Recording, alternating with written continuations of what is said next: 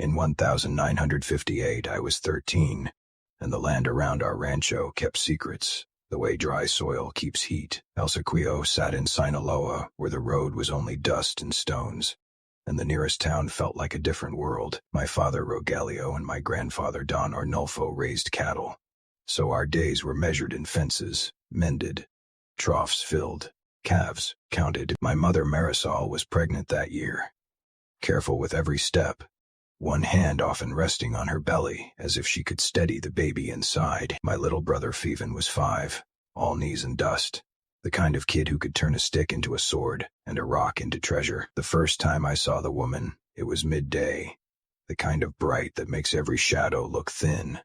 Marisol was outside hanging laundry, and I was breaking dry branches for the evening fire. The dog stopped barking without warning. I turned, expecting a coyote or a rider, and found her already on our road. She was not old like my grandfather. She was simply worn down, shoulders rounded, face lined, hair pulled tight. In her arms she carried a basket covered with a white cloth that looked freshly washed. That cloth bothered me more than the basket itself. Nothing stayed that clean on our road. She stopped at the fence and greeted my mother like they were neighbors. Her voice was soft, almost affectionate, and she said she had food to sell, something special, something that would give strength to a woman expecting a child. When she said it, her eyes went to my mother's belly and lingered too long, like a glance that turns into a touch. Marisol answered politely that we did not need anything. The woman smiled and lifted the cloth. Inside were dark balls, dry and cracked, shaped by hand, not by any mold. They looked like pressed earth after rain, and they carried a smell that made my mouth fill with bitter saliva. It was not tortillas, not dried meat, not sweet bread. It was smoke trapped in wet wood mixed with something sour like fat that had turned. She urged Marisol to taste one. She said it was good for the blood, good for the child. Marisol refused. The woman leaned the basket forward again, still smiling, repeating the offer as if my mother had not spoken clearly enough. Marisol refused a second time, firmer. The woman's smile stayed in place, but her eyes cooled. She insisted again, and I saw her fingers tighten around the handle, knuckles whitening. Marisol's patience broke. She said no in a tone that ended the matter and turned back toward the house. The door shut.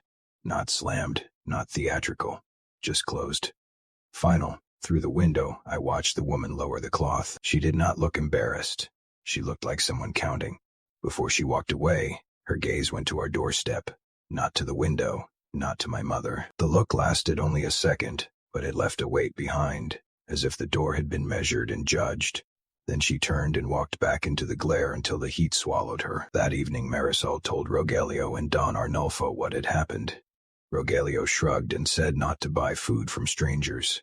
Don Arnulfo stayed quiet long enough that the room felt smaller. When my father asked if he recognized her, my grandfather shook his head and said, "Some visitors arrive with a bargain, but they are really looking for a crack." He told Marisol that if the woman returned, we were not to let the basket cross the threshold, and we were not to speak the baby's name to anyone outside the family. He also told Rogelio to keep the lamps fueled and the doors latched before sunset, not because locks stop spirits, but because habits keep people from doing foolish things in panic.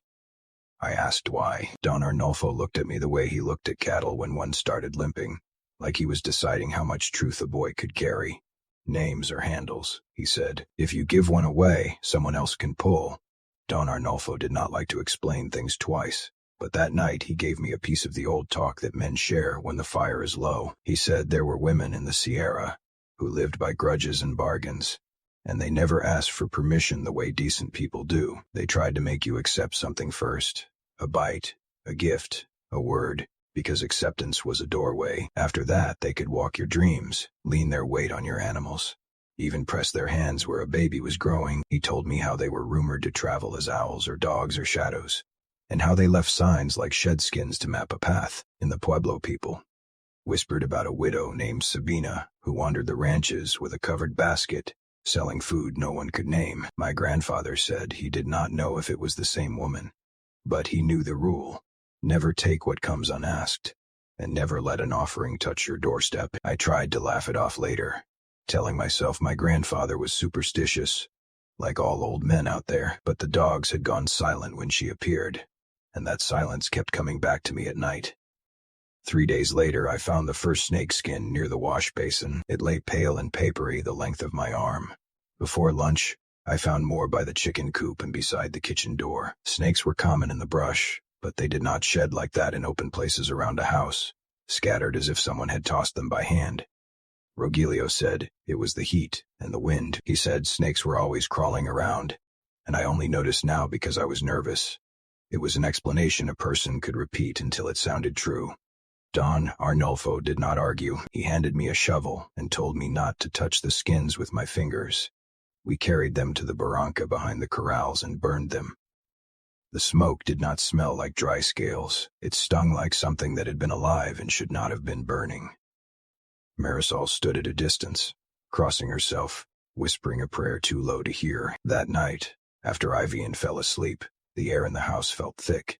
The lamp flame trembled, as if someone kept exhaling near it. Sometime after midnight, a sound came from outside, a soft scrape on packed dirt.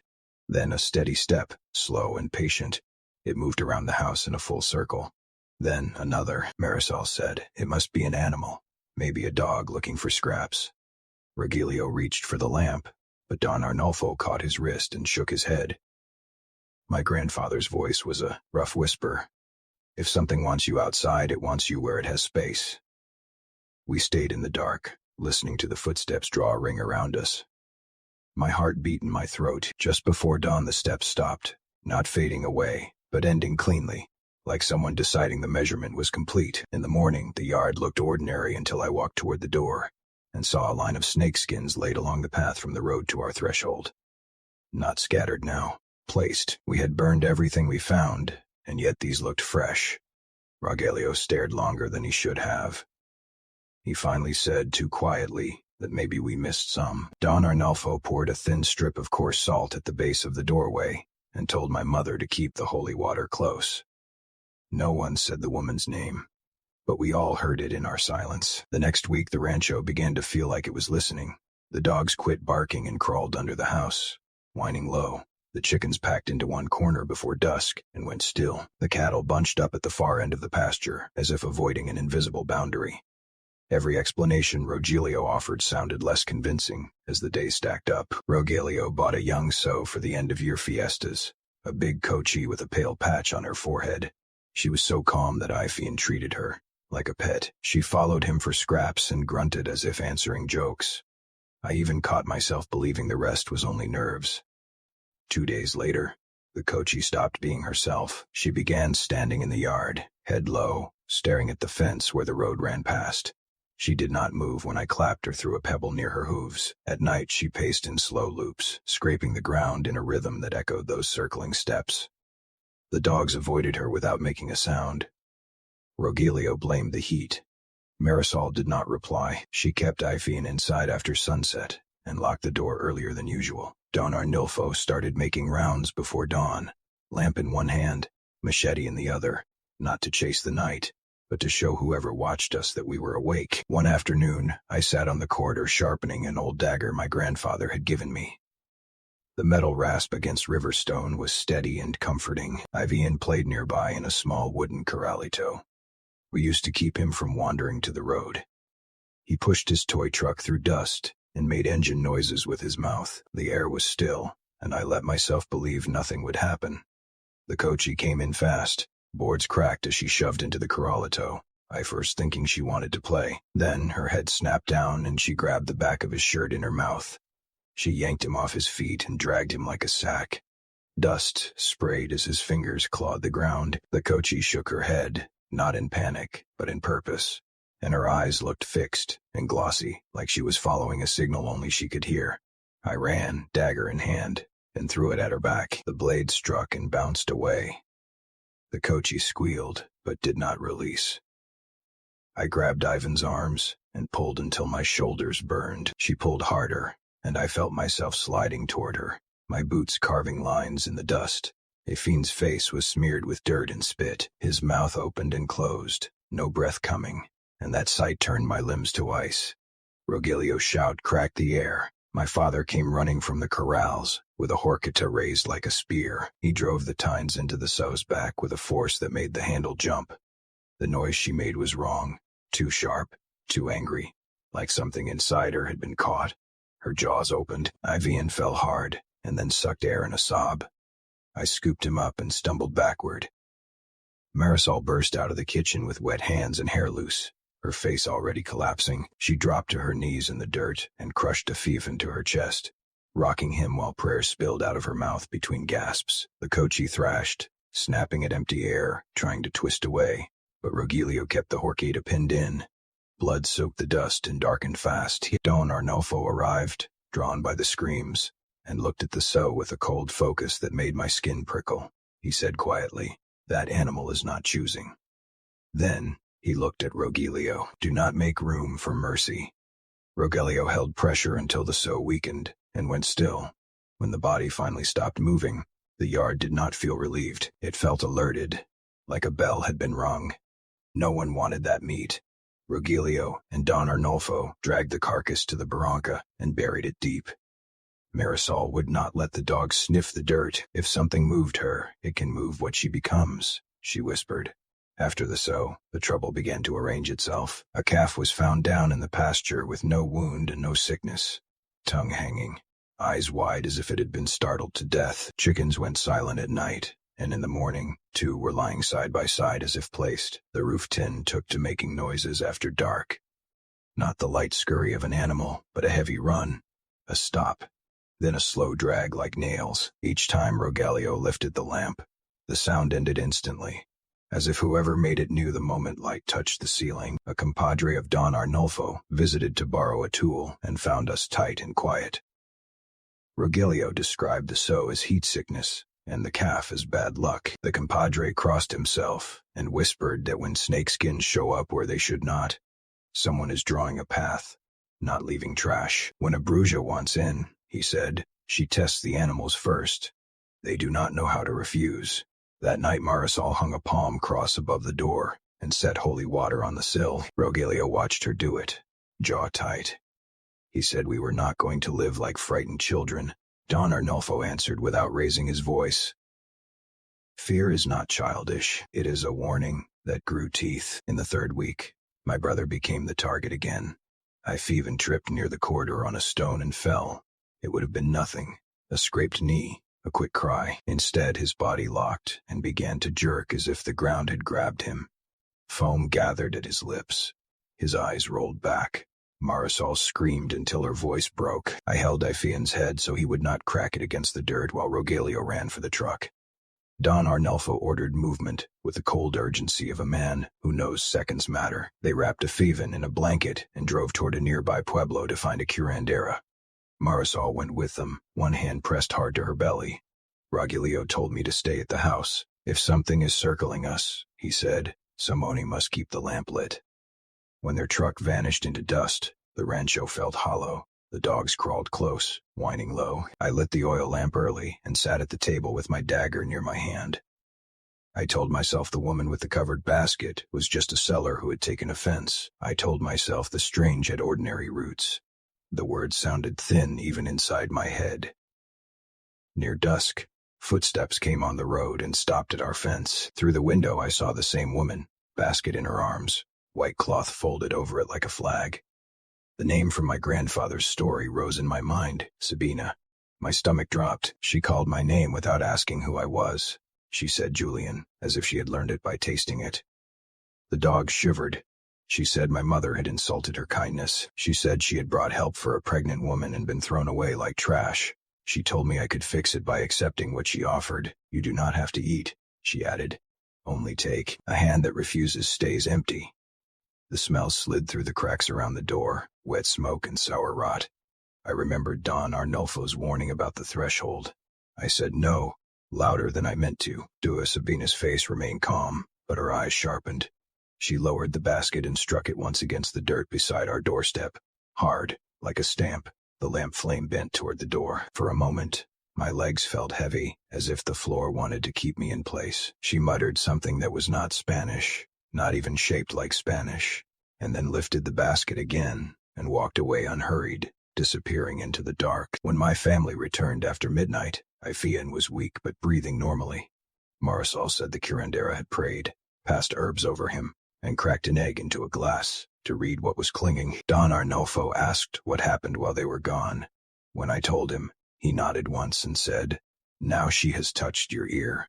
Next, she will try to touch your hands." 2 days later, a compadre brought a residor from another town. The man was old and bent, voice gravelly, a bag that smelled of wax and copal. He walked through our rooms and touched the corners as if feeling for invisible threads. He said the house had been marked, and the mark had been fed, not just by fear, but by attention. That night he placed palm crosses in the windows, pressed salt into the cracks at the base of the doorway, and burned copal until the air turned cloudy. His prayers filled the room like a net, tight and humming. For a short time my chest loosened, as if the house remembered how to breathe. Before dawn, the chickens thrashed and then went silent. The cattle moaned as if something had moved through them. The dogs did not bark. When Rogelio lifted the lamp, the palm cross above the door was not fallen. It was snapped, fibers twisted apart like someone had wrung it. On the roof tin, 3 fresh scratches cut the metal in straight lines. The residor stared and swallowed. He told us to keep the lamp lit and never open the door for any voice, no matter how familiar it sounded. The following days grew worse, in ways that could not be blamed on heat. Animals died without wounds.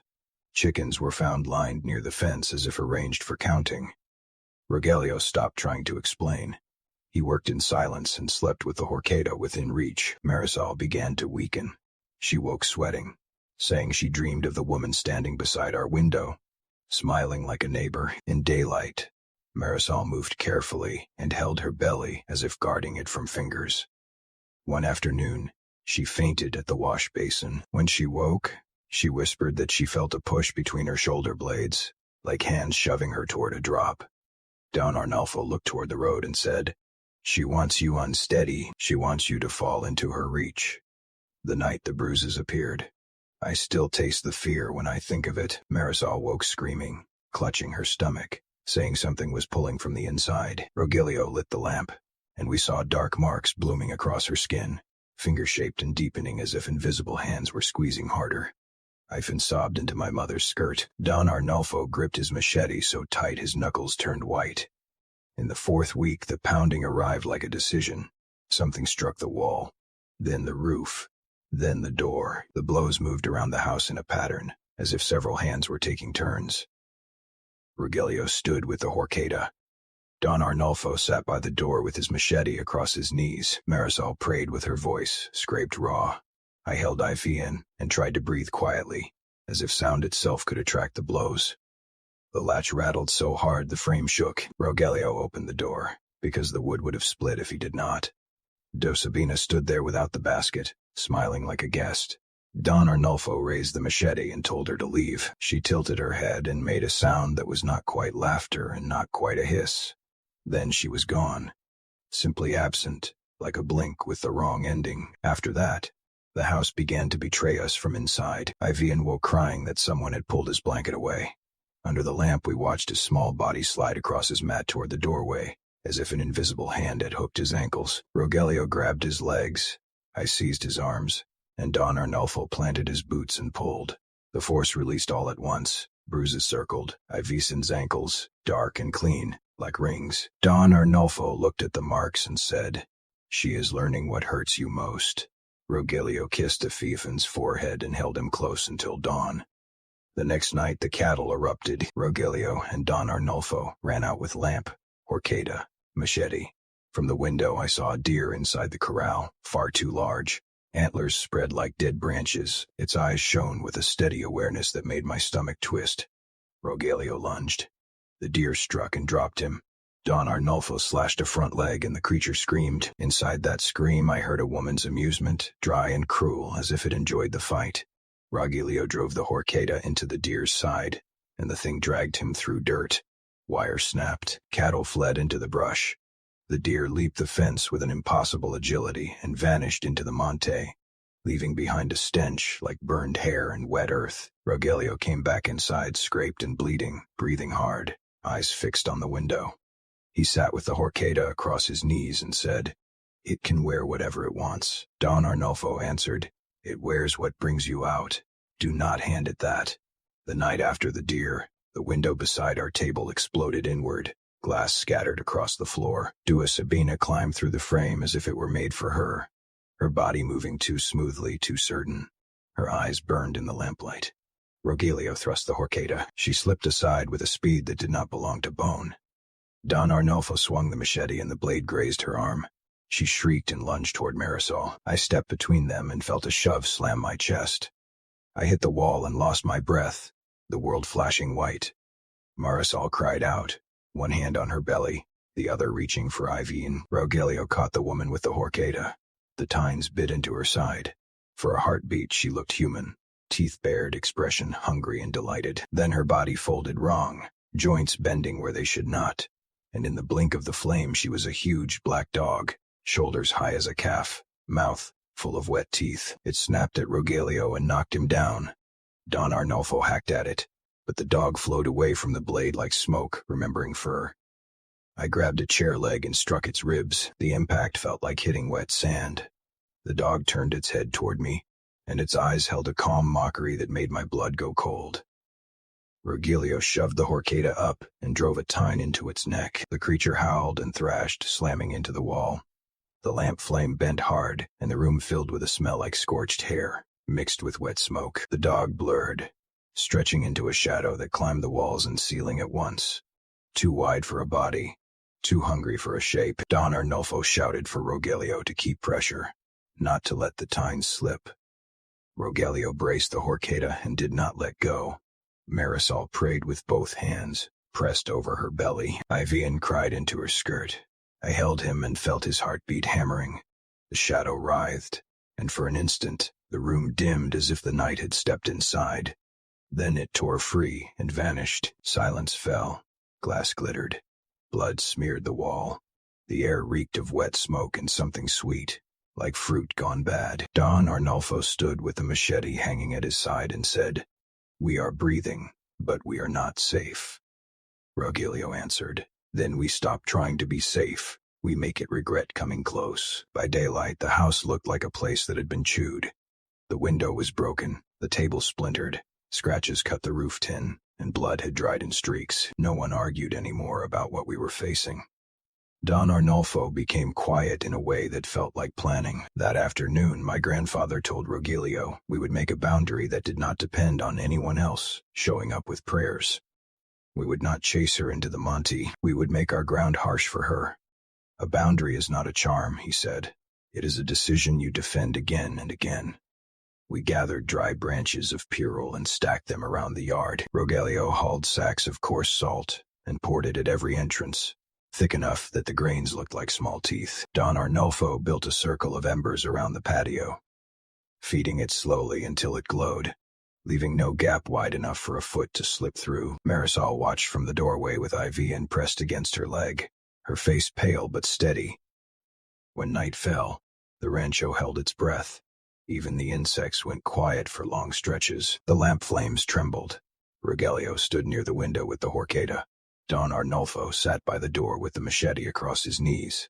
I kept my dagger in my hand, unwilling to put it down. Near midnight, heavy steps moved around the yard, each footfall sinking into dirt with a weight that did not belong to one body. The dogs under the house made one small sound, and then stopped. Marisol's prayer turned shaky. The embers seemed to brighten on their own. Don Arnolfo opened the door and stood with one boot just inside the salt. He did not use the woman's name. He called her out with words like stones.